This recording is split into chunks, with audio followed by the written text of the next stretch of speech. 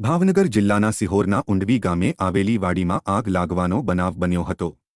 મળતી માહિતી મુજબ વલભીપુર હાઈવે પર આવેલા ઉંડવી ગામે અશોકભાઈ ચાવડાની વાડીમાં બપોરના સમયે આગ લાગવાનો બનાવ બન્યો હતો। વાડીમાં આગ લાગવાની જાણ થતાં ફાયર બ્રિગેડનો સ્ટાફ ઘટના સ્થળે દોડી ગયો હતો અને પાણીનો છંટકાવ કરી આગને કાબૂમાં લીધી હતી। ક્યાં કારણોસર આગ લાગી તે જાણવા મળ્યું નથી। આગમાં કડબનો જથ્થો સળગીને ખાખ થઈ ગયો હતો।